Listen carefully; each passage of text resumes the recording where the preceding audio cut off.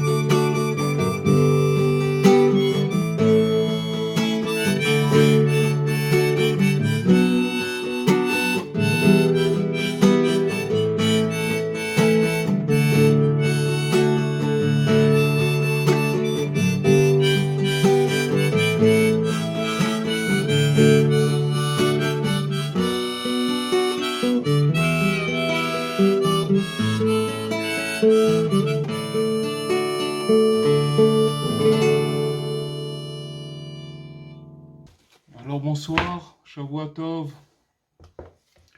Merci d'être là. Alors on va continuer, Bezrat Hashem, dans notre conte L'exil d'une princesse. Et on va revenir dans le texte, un petit peu où on était dans le texte, dans l'histoire. Donc si vous vous souvenez, on était arrivé où la princesse lui a donné des indications au second du roi pour que le second du roi puisse la faire sortir de l'endroit du pas bon, d'accord, ce château là où elle était. Elle lui a dit qui devrait prendre un endroit, s'isoler pendant une année, et que le dernier jour, il ne devrait pas ni manger ni dormir. Voilà où on était alors. Alors donc, il s'en alla et fit ainsi. Puis à la fin de l'année, le dernier jour, il jeûna et ne dormit point. Il se leva et se rendit là-bas, chez la princesse, pour aller la sauver. Chemin faisant, il vit un arbre. Sur cet arbre poussaient de très jolies pommes. Ça le tenta beaucoup. Il s'approcha et il en a mangé. Et il en a mangé. Et il en a mangé, voilà. Aussitôt qu'il eut mangé de la pomme, il tomba à terre. Donc voilà où on va essayer de développer ce petit morceau-là. Qu'est-ce que ça veut dire qu'il est tombé à terre au moment où il a mangé cette pomme? Alors, d'abord, une chose qu'il faut relever, c'est qu'il était déjà en chemin pour aller la faire sortir. Donc, il avait travaillé pendant une année entière. Et on avait vu dans le cours précédent que c'était le dernier jour de l'année. C'est-à-dire que c'était la veille de Rosh Hashanah. Le dernier jour de l'année, c'est la veille de Rosh Hashanah. C'est le dernier jour avant de commencer la nouvelle année. Et donc, il était déjà presque arrivé à son but. Au moment où il était en route vers la princesse, il a trouvé cette pomme, cette belle arbre-là avec des pommes, et il a mangé de la pomme et il tomba à terre.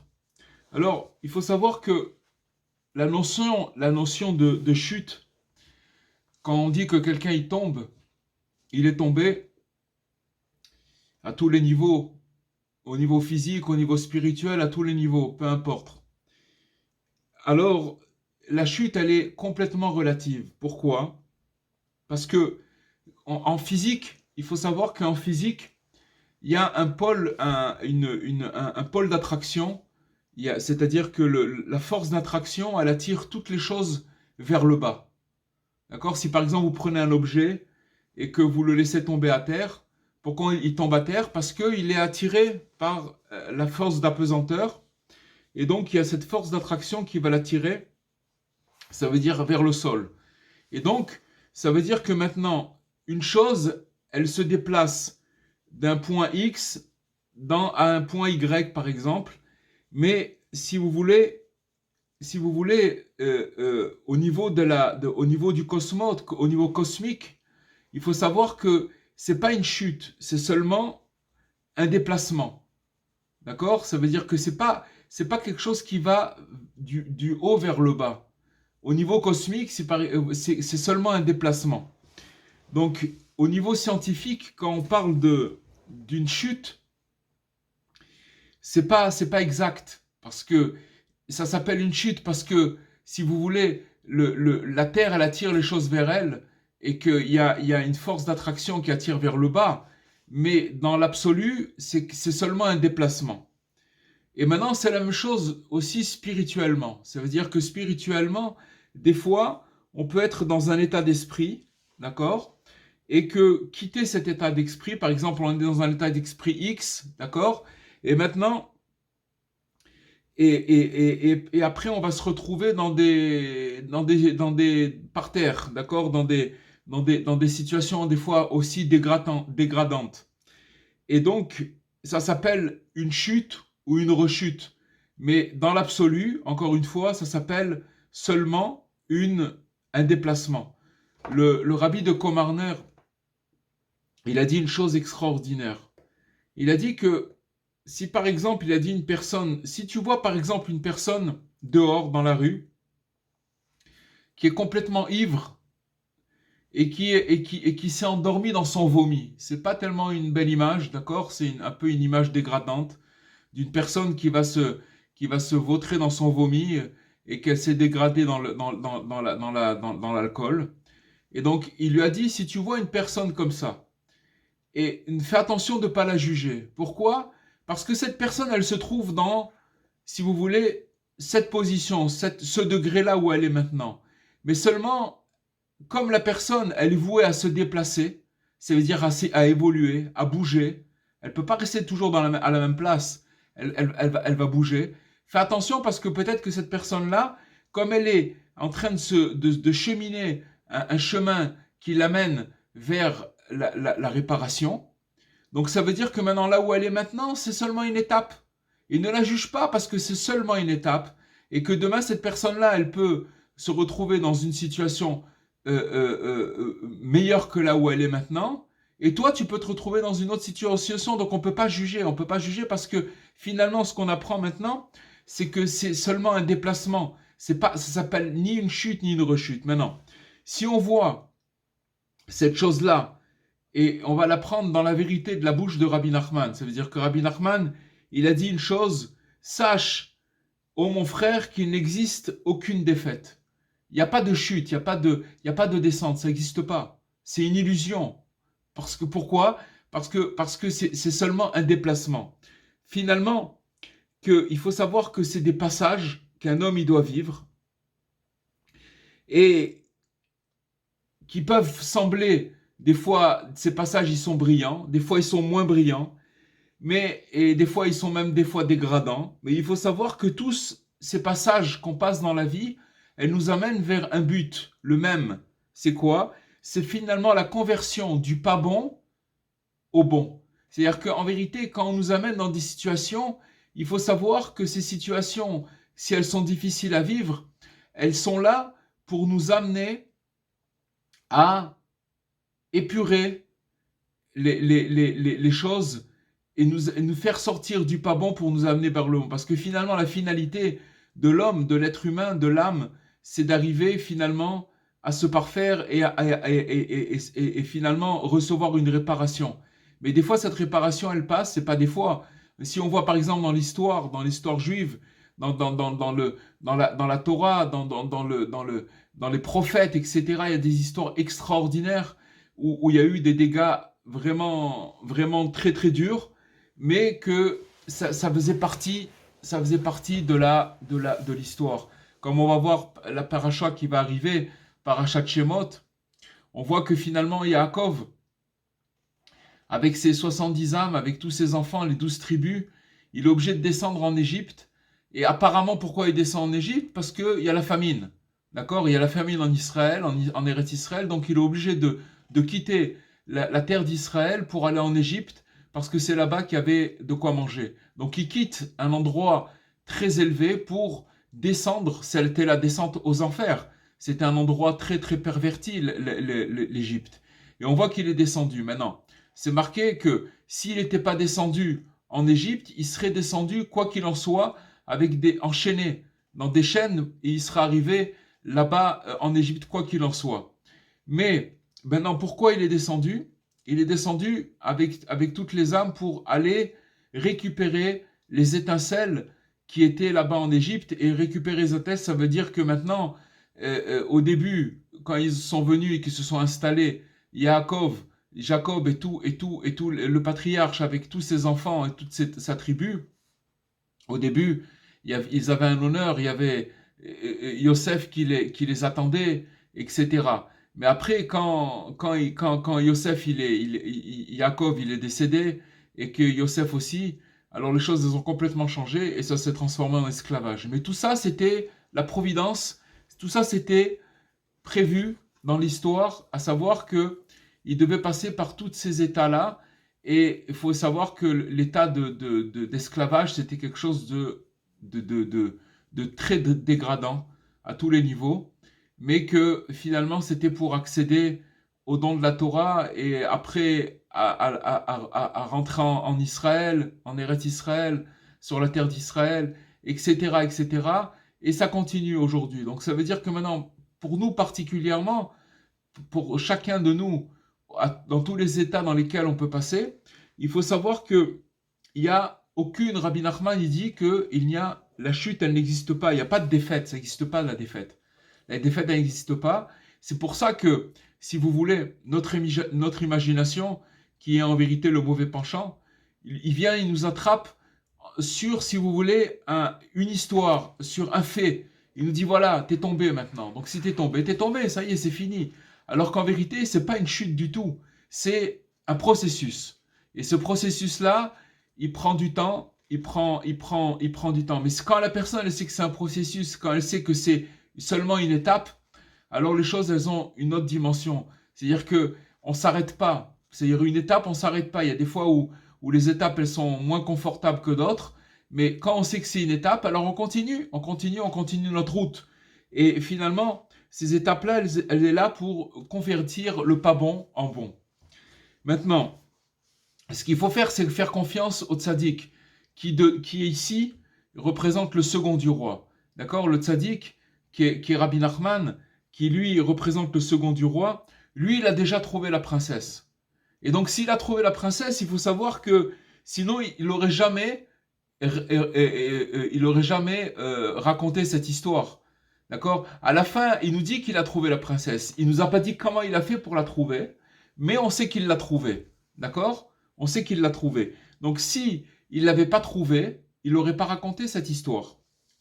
Donc, c'est pour ça que quand il nous murmure à nos oreilles, Rabbi Nachman, ce n'est pas un échec du tout. Il n'y a pas de chute, il n'y a pas d'échec. Ça n'existe pas, les chutes et les échecs, puisque c'est des étapes et puisque c'est des déplacements de passage à un autre. Et Rabbi Nachman nous dit la chose suivante. Ne t'angoisse pour rien au monde. Prends juste les choses en main, comme tu peux, et dis-toi que là où tu es, à présent, est aussi près de l'infini que n'importe quel prétendu sommet.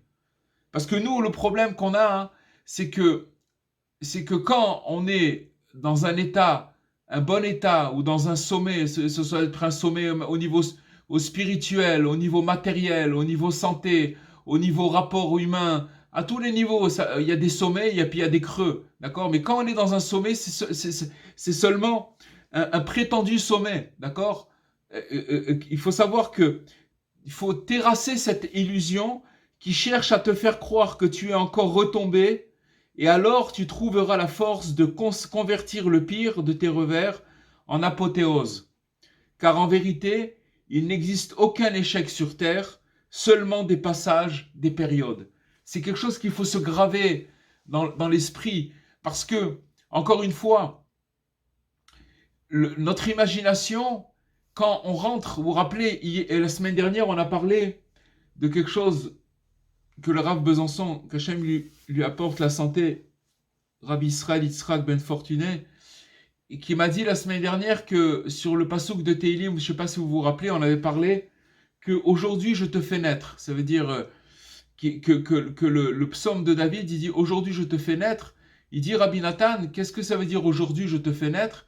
Ça veut dire que je suis neuf à chaque instant. Pourquoi je suis neuf à chaque instant? Parce que Rabbi Nachman, il a dit, si maintenant il m'arrivait de faire un péché très grave, alors la seconde d'après, je serai le même qu'avant le péché. Ça veut dire quoi? Ça veut dire que je tiens, c'est pas que je tiens pas compte du péché, c'est que pour l'instant je le mets de côté. D'accord? Maintenant, quand j'aurai retrouvé une santé morale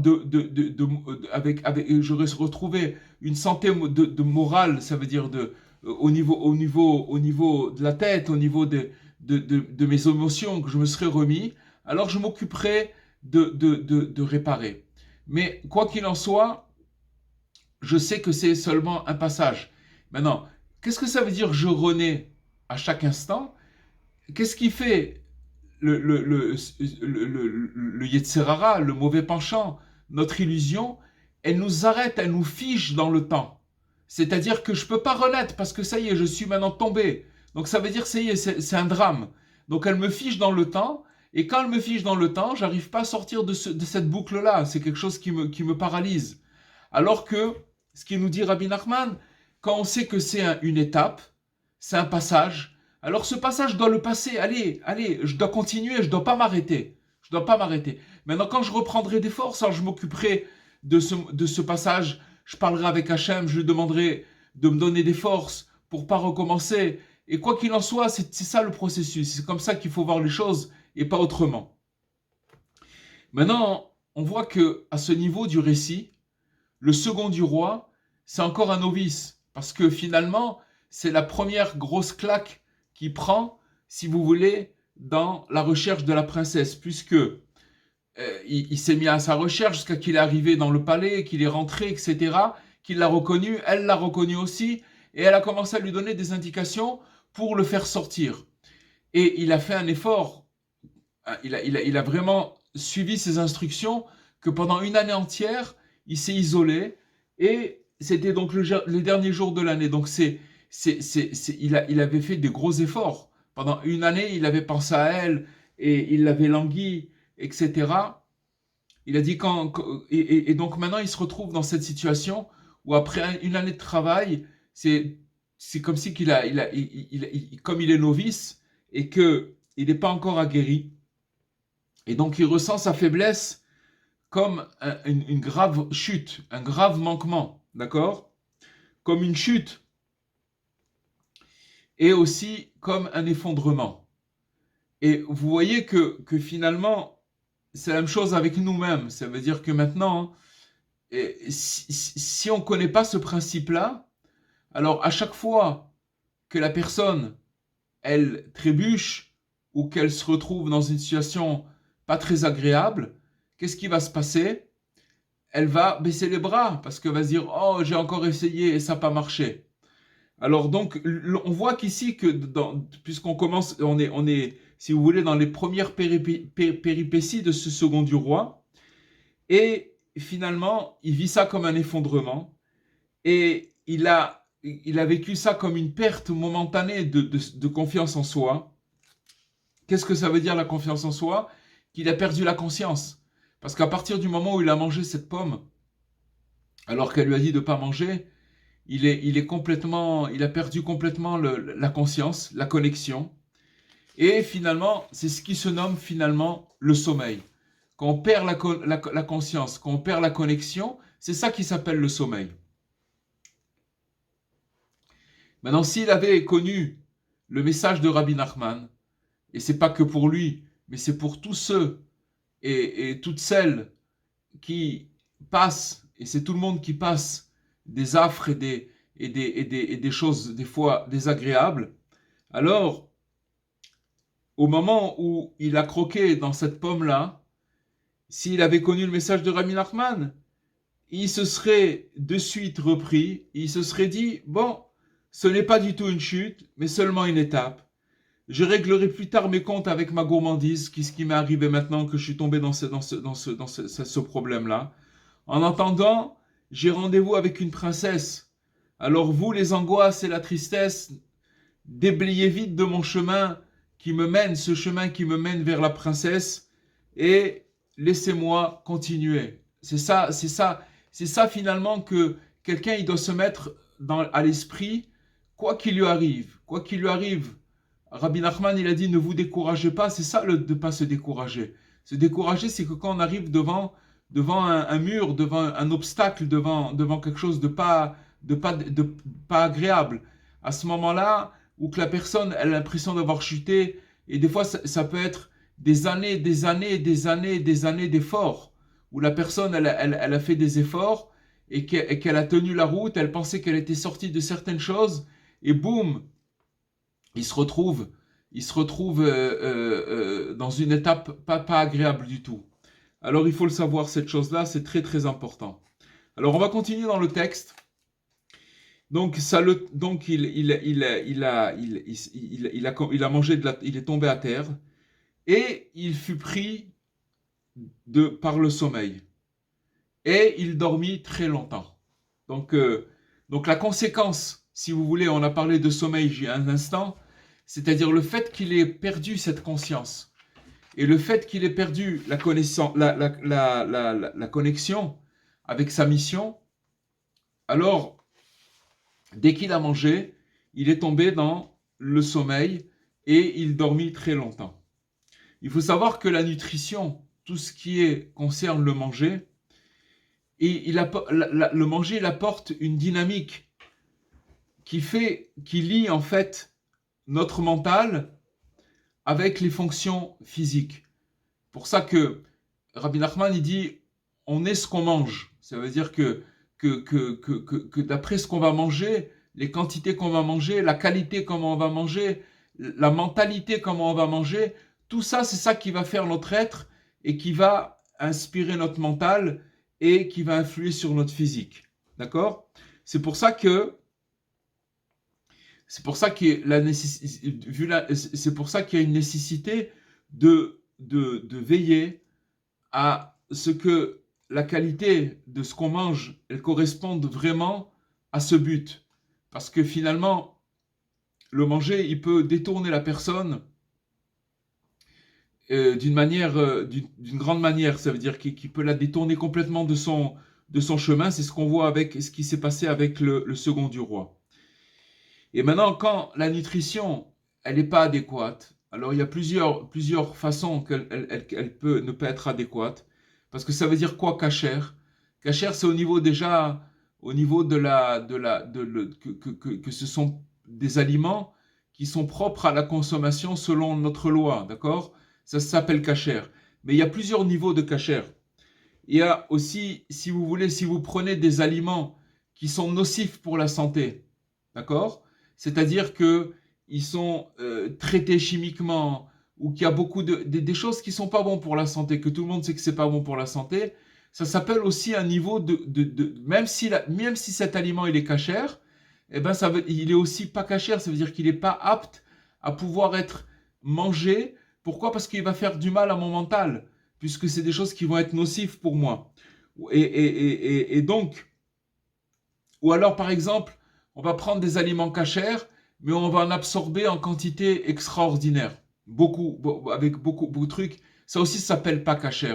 Par exemple, si quelqu'un il va prendre même des entrecôtes, d'accord? Je donne un exemple un peu excessif, et qui va en manger 7 ou 8, d'accord? C'est kasher. Mais seulement, c'est quelque chose qui va le faire tomber très très bas. Pourquoi? Parce qu'après, il va dormir, après, il va mal se sentir, après, etc., etc. Je donne un exemple extrême pour comprendre. Donc, si ça s'appelle pas, ça veut dire que c'est toujours avec la modération. Il faut chercher la modération. Ou alors aussi un aliment qui est considéré comme n'étant pas kasher, c'est si c'est un aliment qui a été acquéri malhonnêtement. C'est-à-dire que par exemple quelqu'un il a volé de l'argent et avec cet argent il a acheté des aliments, même si il les a achetés dans une épicerie cachère, ça s'appelle qu'ils ne sont pas cachers. Donc toutes ces formes de consommation, elles viennent et elles changent le mental de la personne et donc son état mental, et donc ça risque de le faire dormir. C'est quoi dormir? C'est tout simplement de perdre la conscience. Il est normal, il dort pas physiquement, mais il est endormi, sa conscience elle est complètement endormie. Maintenant dans l'enseignement 60 du Likutei Moharan, ça veut dire du livre de Rabbi Nachman, c'est en fait un riche commentaire sur notre histoire de la princesse en exil. D'accord? Et maintenant, le sommeil dont on parle ici, c'est pas une extinction totale des activités fonctionnelles. Ça veut dire que c'est pas physique ce sommeil-là, mais plutôt une torpeur spirituelle où le sujet, tout en poursuivant son fonctionnement routinier, ça veut dire qu'il est normal, il mange, il dort, il prie, il fait tout ce qu'il faut, mais il a, si vous voulez, un comportement un petit peu ça veut dire qu'il est il a comme une timidité excessive. C'est comme un enfant. C'est comme si il ne s'est pas encore développé. D'accord? Il a une étroitesse d'esprit. C'est ça qu'on appelle, si vous voulez, le sommeil. Ça veut dire que au niveau émotionnel, c'est comme un enfant. Ça veut dire que comme maintenant on passe par des phases où on pense que c'est une rechute, etc. Alors qu'on a parlé de passage, qu'on a parlé d'étapes, et que ce sont des étapes qui, si elles sont mal prises, elles peuvent engendrer des désagréments. Mais la conséquence de cette déconnexion et de ce sommeil-là, il amène la personne à être émotionnellement comme un enfant. Et donc avec une étroitesse d'esprit. Et finalement, c'est comme si quelqu'un qui dormait debout, mais il va s'affairer à tout ce qu'il a l'habitude de faire. Et ses dévotions, il étudie, il évolue, il fait tout, il s'exprime. mais comme un robot. D'accord? C'est que veut dire qu'il le fait, il est pas connecté. Il fait tout, il est détaché, si vous voulez, du présent. Il vit pas maintenant le présent. C'est finalement, on a tous un petit peu cette chose-là. Si on se reprend pas, vous allez vérifier une chose extraordinaire, c'est que finalement, il y a un phénomène que si on fait attention à nos pensées, comment faire attention à nos pensées? C'est de sortir de nous-mêmes. Comment on sort de nous-mêmes? Il faut s'imaginer comme si qu'on s'observait, comme si vous étiez assis dans une salle de cinéma et que vous mettez en haut de la salle et que vous vous observez à vous-même. C'est ça s'observer. Alors, c'est une chose, c'est de sortir de soi-même, ça veut dire de prendre un petit peu du recul sur nous-mêmes et de regarder comment on réfléchit. Et vous allez voir, c'est déjà un grand exercice qui n'est pas très difficile à faire, mais qui amène à prendre conscience combien on n'est pas présent à nous-mêmes. C'est-à-dire que finalement, on est toujours en train de penser ou à un passé qui n'existe pas, ou un futur qui n'existe pas non plus, et on ne vit pas notre présent. Notre présent, c'est-à-dire d'être connecté, de vivre notre... Ça s'appelle vivre comme un robot, et finalement, c'est ça, l'esprit rétréci. C'est ce qu'on appelle en hébreu mochin bekatnout, c'est-à-dire que notre esprit, il est rétréci. Maintenant, le Rav Shik, Zecher Tzadik Libracha, il donne une explication sur ce sommeil, sur ce phénomène qui s'appelle sommeil. Et finalement, il explique que c'est finalement une personne qui est pieuse, d'accord, qui est assidue et qui est affairée sans cesse aux choses du ciel. Donc c'est déjà quelque chose, c'est déjà un niveau. Il est affairé aux choses du ciel, il prie, il étudie, etc. et tout. Mais Dieu n'y est pas révélé. Dieu, il n'est pas révélé dans ce qu'il est en train de faire. Sa présence n'est pas ressentie. C'est pour ça que tout à l'heure, si vous avez fait attention, j'ai chanté un chant, c'est les paroles du Rav Besançon, où il dit car le passé au loin s'enfuit, le futur n'est qu'une lubie, ce qui ne reste de ta vie, ce n'est que le jour d'aujourd'hui. C'est en fait un enseignement de Rabbi Nachman que le Rav Besançon il a mis en poème. Et qu'est-ce que ça veut dire? C'est aujourd'hui, si tu écoutes sa voix, c'est-à-dire que tu n'as que le jour d'aujourd'hui. Sur le jour d'aujourd'hui, Rabbi Nathan il donne une explication. Il dit que c'est même pas le jour d'aujourd'hui que j'ai. C'est l'instant de présent que j'ai. C'est ça ma vie. C'est ça ma vie. Et si vous voulez, notre imagination, elle nous emmène, elle nous fait voyager dans le futur, dans le passé, mais jamais dans le présent. On n'est jamais ici.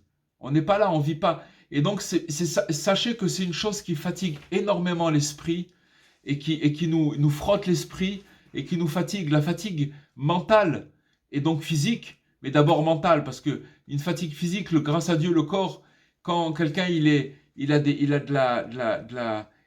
régénéré, quand il a de l'énergie, il sent pas la fatigue du corps. C'est bon, il est fatigué à la fin de la journée, il se repose, mais c'est juste pour recharger les piles. Mais la fatigue mentale, c'est ça la fatigue mentale. La fatigue mentale, c'est quand une personne, elle n'est pas connectée à son présent. C'est une grande maladie, c'est quelque chose, mais il faut faire les choses par petits pas, doucement, doucement. Ça veut dire qu'à chaque fois se rappeler et de se ramener au temps présent. Rabbi Nachman, il dit que la pensée, elle court comme un cheval. Elle s'en va dans tous les sens. Elle galope, elle galope, elle galope, elle galope. Elle dit, mais seulement, ce qu'il faut, c'est de tenir les rênes. Et souvent, le cheval, il sort de son chemin. Alors il dit, tu reprends, tu lui donnes un petit coup et tu le remets sur la route.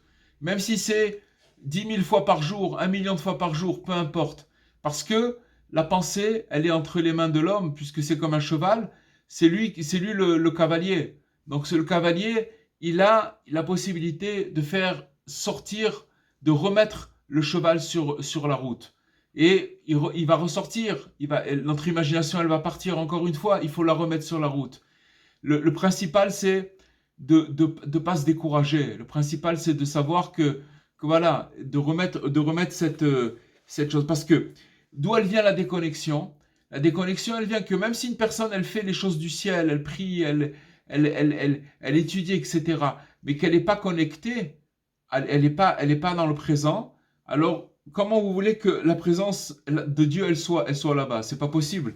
C'est pour ça qu'il dit aussi dans le chant, en mettant son cœur à l'ouvrage, sur une seule et simple page, prendre un petit morceau, n'importe quoi, une petite prière, un petit soupir, quelque chose, tu trouveras force et courage.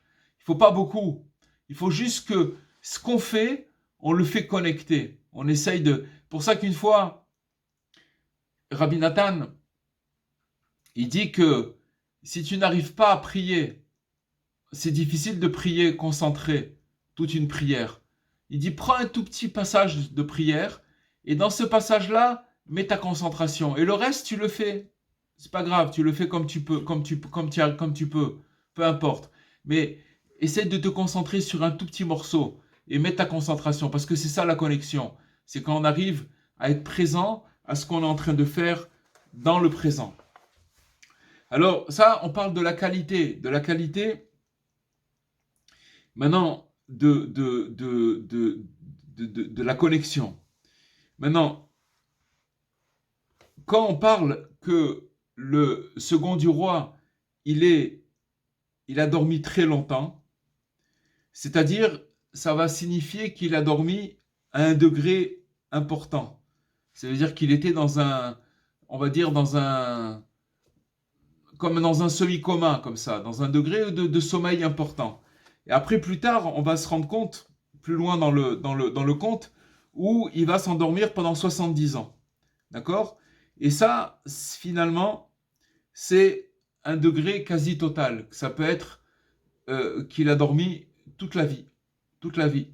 Pour ça que Rabbi Nachman, il vient et nous tire de ce sommeil-là, en nous disant, ta vie, il faut pas dormir dans ta vie, c'est-à-dire, sois ici, sois présent, comprends que maintenant, ce qui t'arrive, c'est une étape, et peu importe ce qui t'arrive, le principal, c'est d'être sur la route et de continuer à chercher ton but. Voilà. Ainsi, alors, Rabbi Nachman, finalement, quand il nous demande de raconter les contes de Rabbi Nachman, justement, il a demandé de raconter les contes parce qu'il a dit, les gens ils disent que les contes, ça endort les gens. Ça endort, mais moi je dis que les contes, ils réveillent. Ils provoquent l'éveil. Les contes de Rabbi Nachman, ils provoquent l'éveil. C'est pour ça que Rabbi Nachman, il a demandé, il a encouragé ses élèves à faire connaître ces contes-là, et il leur a demandé d'aller les raconter en public, dans des choules, dans des synagogues. Finalement, un disciple de Rabbi Nachman, qui serait dévoué, alors il s'emploierait à raconter ses contes à ses amis et de faire ce qu'il dit Rabbi Nachman. Maintenant, il faut savoir que quand Rabbi Nachman il a demandé de raconter ses contes et d'arriver à finalement obtenir le but escompté, c'est-à-dire l'éveil, c'est-à-dire de nous éveiller, d'accord, de sortir de cet état d'inconscient et d'arriver à la conscience. Alors, il a dit qu'il fallait raconter l'histoire, si vous voulez, dans sa version authentique. Ça veut dire que dans les détails, parce que dans tous les détails, ils ont une importance, on ne les comprend pas tous, mais si vous voulez, chaque détail qu'il y a dans le conte, ils ont une manière, si vous voulez, c'est un chemin stratégique pour provoquer l'éveil. Donc il a demandé de les raconter, si vous voulez, d'une manière authentique. Et d'être fidèle à ce qu'il a raconté. Voilà. Donc maintenant, on va continuer encore un petit morceau. Donc il a dormi très longtemps. Et donc après, son serviteur, rappelez-vous que le roi, avant de partir, le second du roi, il a demandé au roi, hein, donne-moi de l'argent pour les frais et un serviteur. Et donc son serviteur essayait de le réveiller, mais il n'y arrivait pas. Donc il est tombé dans un sommeil bien profond, mais il n'arrivait pas à le réveiller. Donc, qui c'est ce serviteur? Ce serviteur, vous vous rappelez qu'on a parlé tout à l'heure de l'imagination. Donc, c'est ce qu'on appellerait finalement le mental externe. L'imagination, si vous voulez, c'est une case qui est dans notre... qui finalement, elles acheminent... l'imagination, c'est toutes les... Si vous voulez, c'est un élément qui est en nous, qui nous... qui fait acheminer toutes les sensations et les informations du monde extérieur. Qu'est-ce que ça veut dire? Ça veut dire que maintenant, on vit des choses. On vit des choses, chacun de nous. Mais avant de vivre des choses, maintenant, au présent, on en a vécu dans le passé. On en a vécu dans notre enfance. On peut même en avoir vécu dans le ventre de notre mère. Et même, on en a vécu dans des vies antérieures. Mais disons, restons dans cette vie-là. Et donc, on a glané, selon notre sensibilité, si vous voulez, toutes sortes de perceptions. Ça veut dire que, je vous donne un exemple pour que vous compreniez. Imaginez-vous quelqu'un qui est petit et qui voit quelqu'un avec une guitare, et ce guitariste-là, il a une grosse chevelure, il est roux, il est tout roux, d'accord? Il est roux avec des points de rousseur sur le... Il est tout roux comme ça, et il joue de la guitare. Non, ce petit enfant, il voit cet homme-là, comme ça, ok. Maintenant, ce même petit enfant, il va se retrouver 25 ou 30 ans après, et il va voir un rouquin, d'accord? Eh bien, inconsciemment, ce rouquin-là, il va faire un appel dans son imagination et il va coller le rouquin avec une guitare. Ça veut dire qu'il va penser que le rouquin, il a une guitare. Maintenant, s'il est un peu conscient, et alors il va se dire, ah oui, parce que j'ai vu quand j'étais tout petit, mais il y a beaucoup de choses dans la vie où on ne fait pas le collage. Et si vous voulez dire par rapport à ce qu'on a vécu, eh bien, on va grandir par rapport à notre imagination, par rapport à ce qu'on a vécu, dans des bonnes choses et dans des mauvaises choses. C'est pour ça que Rabbi Nachman, il dit qu'il faut réparer l'imagination, parce que c'est là-bas où, si vous voulez, où tout le mauvais côté, notre mauvais penchant, il s'accroche à ça, il nous fait croire des choses qui sont fausses. Maintenant, chacun il a une imagination, et donc chacun il va vivre des choses dans la vie d'une manière différente. Il y en a un qui va être traumatisé, par exemple, si par exemple vous prenez une personne qui a eu qui a pris l'avion et qui a eu un trou d'air quand il a pris l'avion une fois dans sa vie, et que les gens ils ont commencé à crier et que tout le monde a eu une grosse peur, et ben la personne elle va être marquée que quand elle va reprendre l'avion, elle va avoir peur de prendre l'avion. Tout ça, ça vient parce que c'est notre imagination, alors qu'en vérité, c'est pas parce que ça s'est passé une fois que ça va se repasser, mais c'est comme ça. Si vous voulez, notre cerveau, il va enregistrer des éléments. Donc maintenant, le serviteur, il a essayé de réveiller, c'est l'imaginaire, et il a essayé de le réveiller, mais il n'y arrivait pas. Donc ce serviteur, on a dit que c'était l'imagination, c'est-à-dire le mental externe.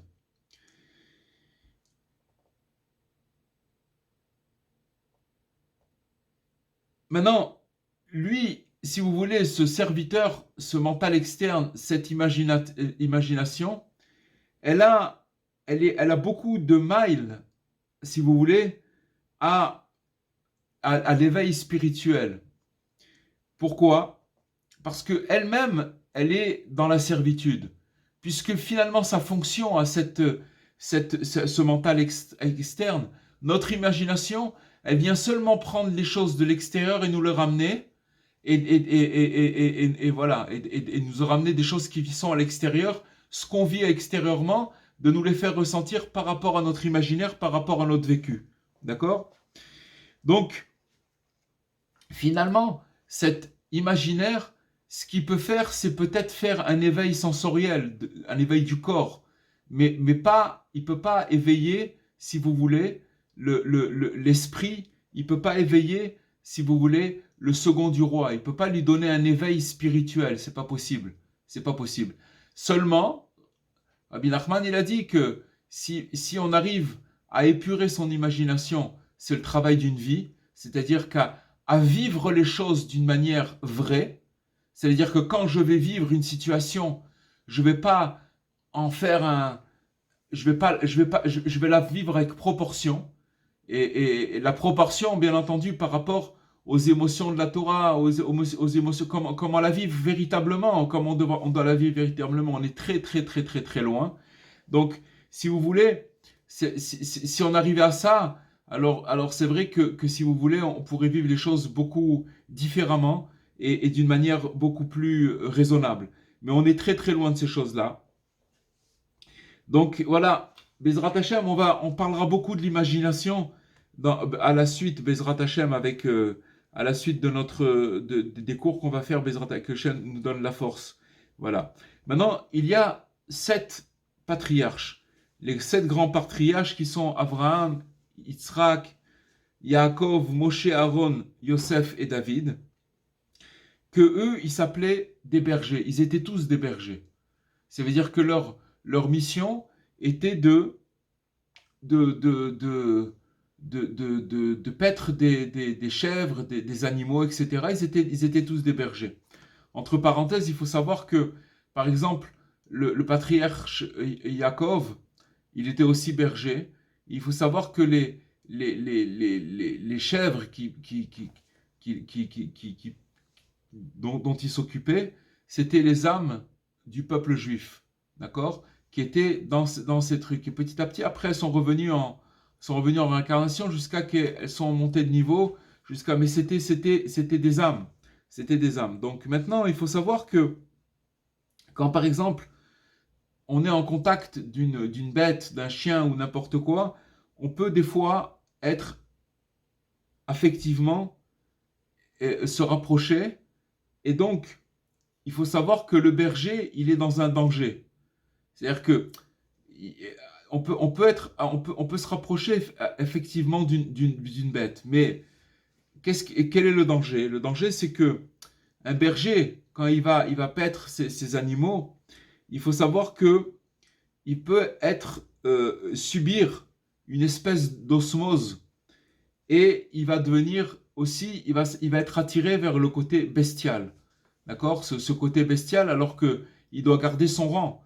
Mais ça, c'est un danger, si vous voulez, au niveau de ces bergers-là. Donc finalement, ces bergers-là, ils ont fait un travail de garder leur rang, de faire leur travail de berger, mais en ne descendant pas dans ce côté bestial, d'accord? Ce côté bête, c'est bestial, d'accord? Et ils sont obligés de réagir et de surveiller leur imagination.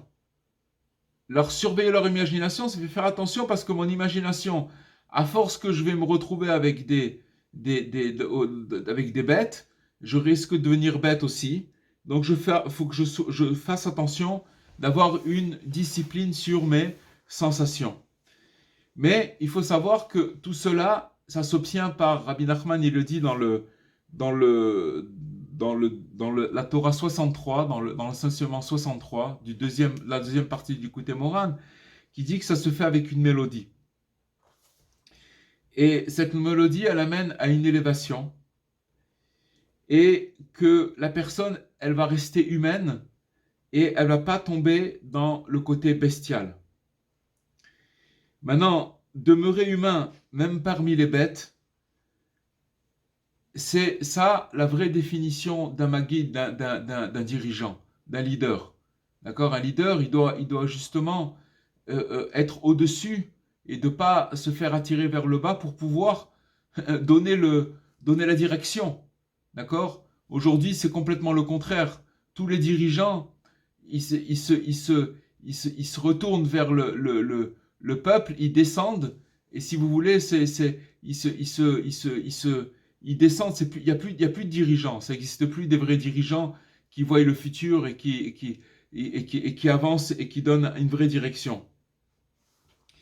Donc maintenant, cette mélodie dont on parle, qui